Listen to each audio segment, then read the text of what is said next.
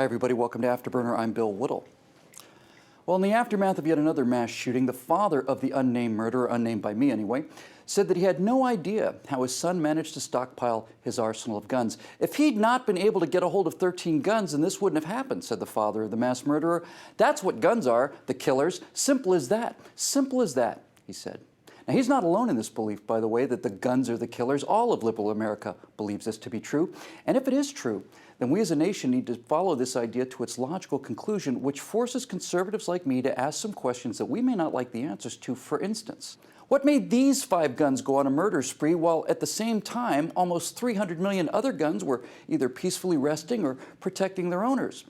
Were these guns mistreated or mishandled in some way? Is that what caused them to snap and open fire? Why did some guns choose to go on the killing rampage while other guns decided to stay at home? Was a single homicidal gun brought into the collection which then co-opted the others? Or had these guns all come from bad backgrounds? Would a late-night social services program maybe being used to start midnight track events or something, let's say? Would that kind of thing have prevented these guns from becoming murderers in the first place? These are the kinds of complex social issues that we simple-minded conservatives need to face. In other words, look, it's the steal. Now, if that sounds ridiculous, that's because it is ridiculous. You see, if it had been me, if I'd just been informed that my son had just gunned down 9 people in cold blood, my first reaction would have been to get in my car, drive very far away, and sit silently sobbing for hours or days or years or decades, trying to relive every single second of our time together to see where and how I could have failed that boy so badly. I would dissect every moment we spent together or didn't spend together, and I would carry my catastrophic failure with me for the rest of my life. And so would any other actual father, which is why, ultimately, liberals want to blame the guns, because if it's the guns, then it's the steal. And if it's the steal, then it's not them, right? The reasons the liberals have to blame the steal is because the single great correlator of violent prison inmates is not, unfortunately for the narrative, the offender's economic background or their race or the neighborhoods they came from. The one thing that virtually all of them have in common, these violent offenders, is that they are fatherless boys. The murderer who shot up the church in Charleston, the Boston Marathon murderers, virtually all of them are these fatherless, bitter, angry boys, and they're going to keep coming, and their numbers are going to increase, not decrease, as they, like the Oregon shooter, specifically look for the attention and the validation that they did not receive from their absent or very weak fathers. Now, just about a week before the shootings in Oregon, the uber-liberal New York Times came up with 27 ways to be a modern man.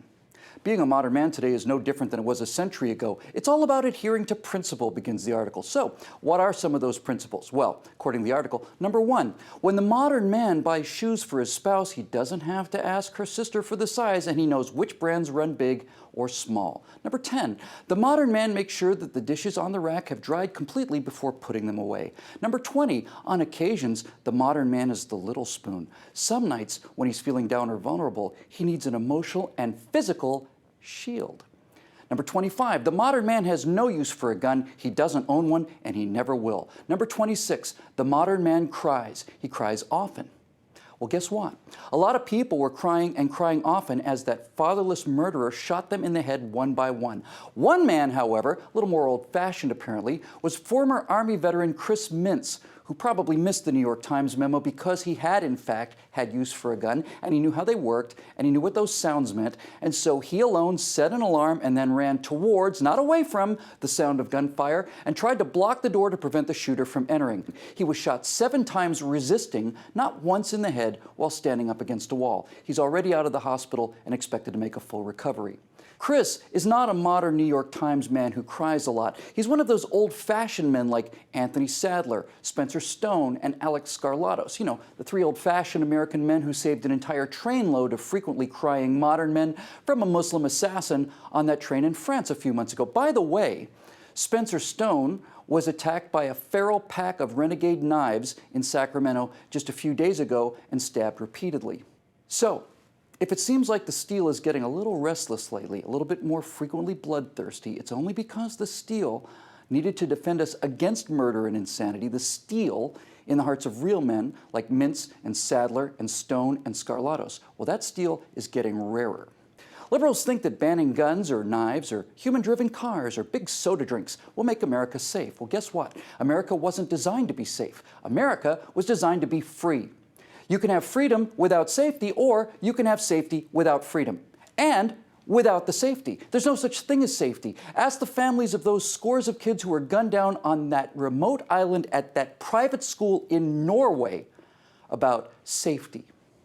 Safety is an illusion. It's a temporary bubble of psychological security provided by loving parents to protect children until they slowly become adult enough to face the reality of a dangerous world. You don't like murder and insanity? Well, guess what? Me neither. But that's too bad, because murder and insanity don't care. They're there, and they're getting worse. And the best efforts of effeminate, mincing, physical cowards sitting in skyscrapers in New York City to redefine manhood down to their pathetic level of weakness is not going to stop murder and insanity. It's only going to make it worse. Boys are turned into men by loving fathers who have the strength to set them on the difficult paths of honor, discipline, and mental toughness. That's where the real steel and the responsibility is or isn't. It's not in a closet full of inanimate objects which the left wants to throw into a volcano to appease the gods of murder and insanity that they themselves have done so much to create.